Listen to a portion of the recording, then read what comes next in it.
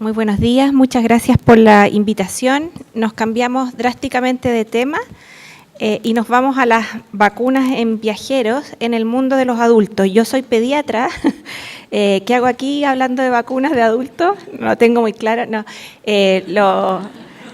Vemos la mayoría de las personas y viajeros que vemos es justamente población adulta y es probablemente entonces el mayor desafío en cuanto al incorporación de vacunas, porque en general los adultos no están acostumbrados a recibir vacunación y los médicos que ven a los adultos menos aún. Entonces, un poquito también es sensibilizar de quién es la población que realmente se beneficia del uso de esta medida preventiva. Cuando hablamos del mundo global y el uso de vacunas, efectivamente estamos hablando que prácticamente el mundo es una unidad en el que nos movemos actualmente en los vuelos internacionales en pocas horas. Estamos en el otro hemisferio y estamos en otra parte del mundo. Y eso significa no solamente facilidades para viajar, sino que también facilidades para enfrentarnos o exponernos a morbilidad a la cual no estamos acostumbrados, o si bien estamos acostumbrados, podemos no estar inmunizados y ser susceptibles y enfermar nosotros y también en un tema de salud pública generar o transmitir o traer enfermedades a las cuales la población puede ser especialmente susceptible. Grandes ejemplos de eso es la influenza, ¿verdad? Y les voy a contar de otras realidades en las cuales es muy importante la inmunización en los adultos.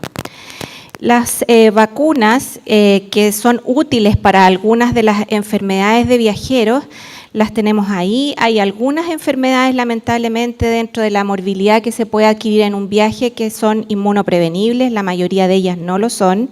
Y dentro de las enfermedades inmunoprevenibles podríamos definir aquellas que son con mayor probabilidad de adquirirse, riesgo intermedio y riesgo bajo.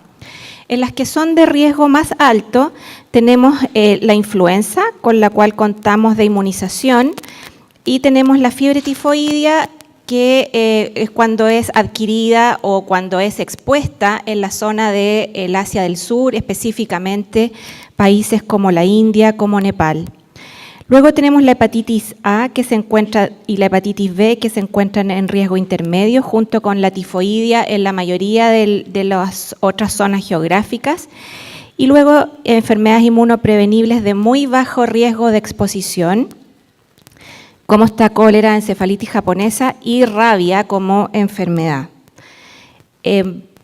Para poder indicar la vacuna o vacunas a los viajeros, lo más importante es definir cuál es su riesgo real de enfermar, cuál es la exposición a estas enfermedades que contamos con la herramienta de la inmunización, y para ello tenemos que tomar algunos elementos en consideración, como son la edad, cuál es su estado de inmunización previo, y quizás lo más difícil para el médico que hace consulta general y que no se dedica a la medicina del viajero son las incidencias o las endemias en cada país, cuál es el riesgo de morbilidad. Y eso es un gran desafío porque no es fácil mantenerse al tanto de lo que está ocurriendo en términos de brotes o enfermedades en el resto del mundo. Y por supuesto también considerar patologías asociadas o condiciones como edad más avanzada, embarazo o niños. La gran regla del uso de inmunización en viajeros, hablamos de las 3 R's, donde tenemos las vacunas de uso rutinario, las vacunas recomendadas y las vacunas requeridas. Desafortunadamente en Chile y en casi todos los países no existen programas de vacunación para el adulto y la inmunización programática se acaba una vez que acaba la edad pediátrica, con excepción de algunas vacunas como la influenza o como la neumocócica en el adulto mayor. Pero no tenemos, por ejemplo, una capacidad de vacunar en forma reiterada, poner al día vacunas como tétanos y tos convulsiva. Luego tenemos las vacunas recomendadas, que principalmente son aquellas que vamos a usar dependiendo del riesgo de exposición a distinta morbilidad. Y finalmente vacunas requeridas, que también son de difícil conocimiento por la mayoría de los profesionales que que hacen recomendación a viajeros, es que hay algunas vacunas que pueden ser solicitadas como ingreso a ciertos países, que están reglamentadas en el Reglamento Sanitario Internacional. La más importante y de uso más frecuente es la vacuna de fiebre amarilla, pero también hay situaciones en las que se puede requerir del uso de vacunas como es la meningocócica y la vacuna contra la poliomielitis. Fundamentalmente no voy a hablar de todas las vacunas, sino que me voy a enfocar a aquellas que han significado una nueva indicación, aparición de nuevas indicaciones porque ha cambiado la epidemiología local. Y esto es fundamentalmente enfermedades como sarampión, fiebre amarilla y la difteria. Partiendo con el sarampión, vemos aquí cómo está cambiando la epidemiología. Este es el mapa de la incidencia de sarampión en distintos países. Esto fue en los últimos 12 meses y aquí tenemos en los últimos 6 meses. Vean ustedes cómo nuestro panorama de América Latina, que estábamos en blanquito hace poco tiempo atrás, ya varios países han ido incorporando la aparición de sarampión y en este momento el que se encuentra con mayor número de casos en ascenso es en Brasil. Aquí tenemos en este gráfico, muestra en las distintas regiones del mundo y vean en rojo se refieren a los casos en el continente europeo, cómo han ido aumentando también desde el año 2016-2018. Y principalmente, si desglosamos, aquí tenemos los países. Ucrania es el que se lleva el mayor número de países, pero también de casos, pero también han habido en Italia, en España, en Alemania, en Inglaterra, etcétera.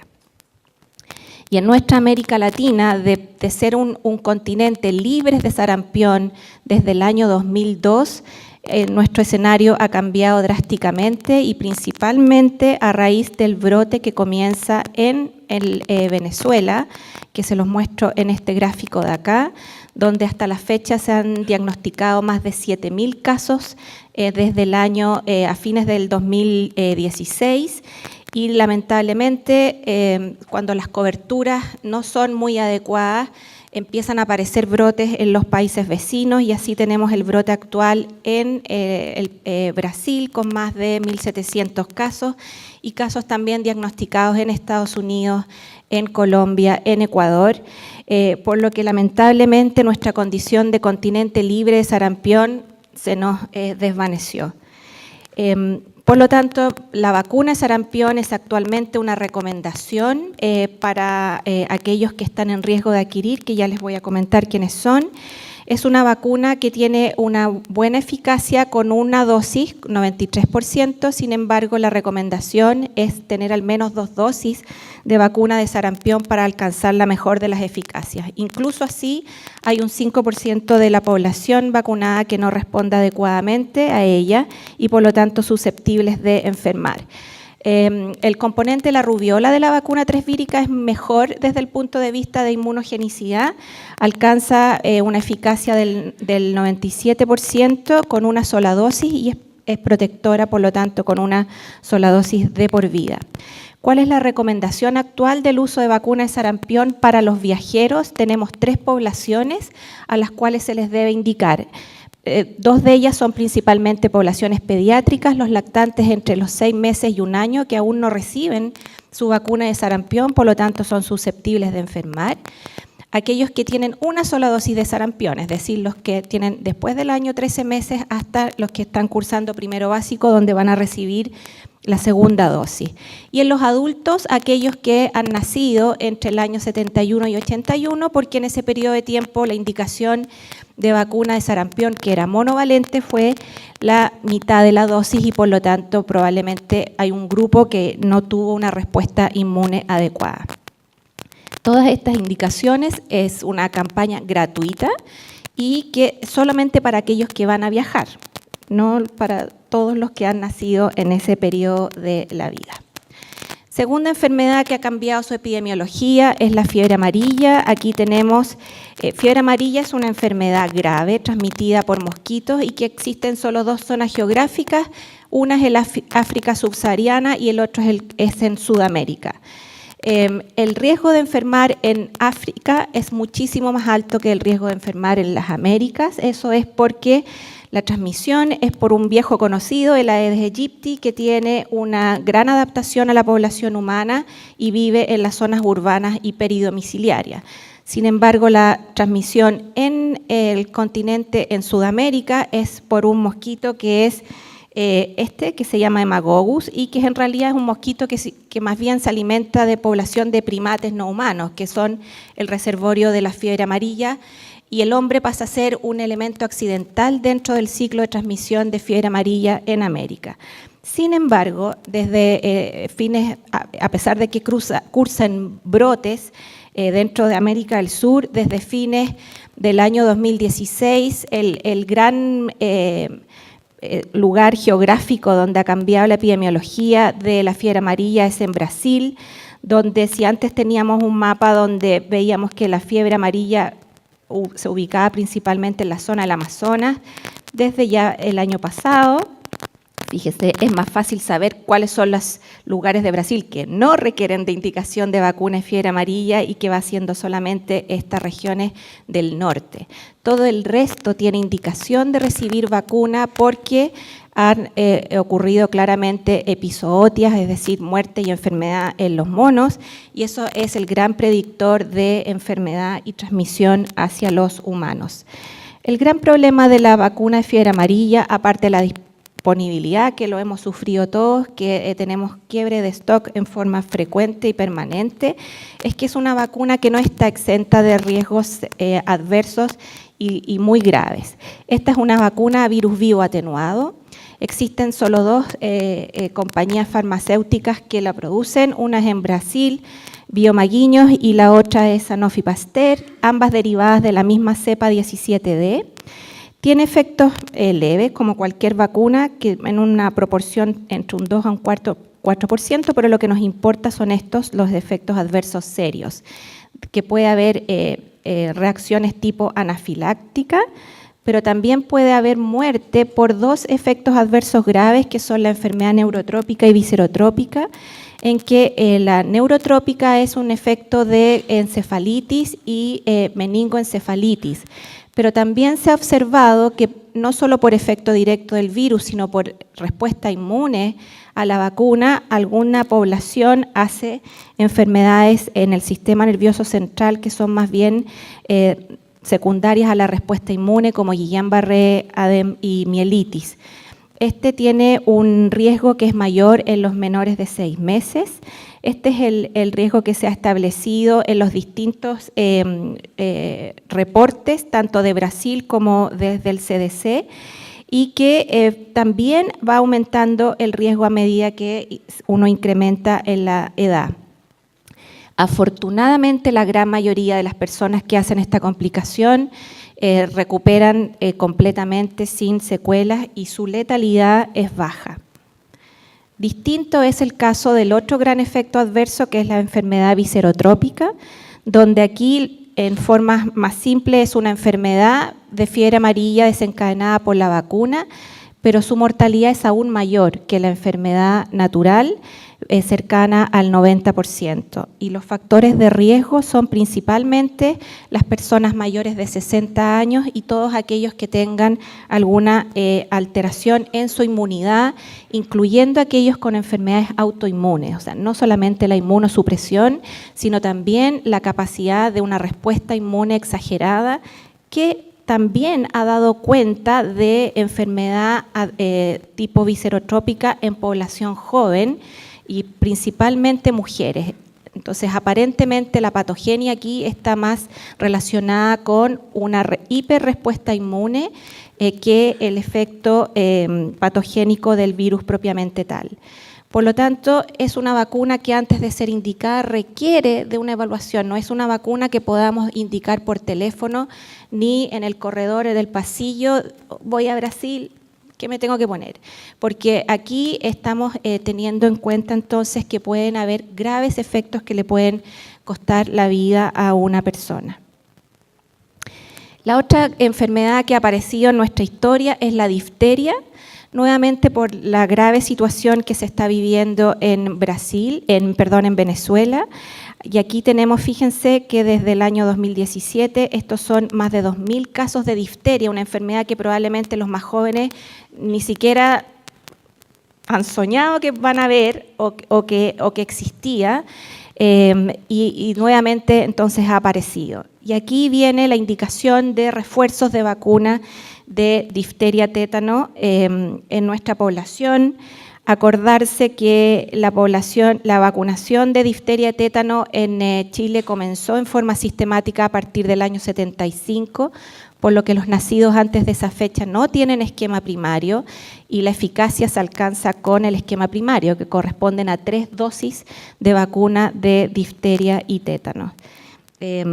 Puede uno utilizar una dosis en aquellos que tienen esquema primario, que debiera irse actualizando cada 10 años. Influenza nos acompaña todos los años, solamente la traigo a colación porque desde la perspectiva de los viajeros, la población de riesgo habitual a la que recomendamos vacuna de influenza, que son aquellos con comorbilidades o de edades extremas en la vida, se agrega aquí el viaje, simplemente. A ninguno de nosotros nos gustaría adquirir una influenza mientras estamos viajando, porque definitivamente arruina todo el viaje, ¿verdad? Nos cambia el itinerario, probablemente nos pierde actividades que pueden ser muy importantes. Por lo tanto, hay que tener en foco la necesidad de protección de influenza cuando uno se va a aproximar a un país que están cursando con brote. El gran problema es la disponibilidad de la vacuna. ¿Por qué? Porque generalmente las vacunas no corresponden a las mismas cuando vamos al hemisferio distinto, y si correspondiera a la misma, generalmente en el momento que está haciendo la influenza en el otro hemisferio no hay disponibilidad de vacunas aquí. Por lo tanto, es bastante difícil el poder recomendar vacunas cuando uno cruza al otro hemisferio. Si es dentro del mismo, es mucho más fácil.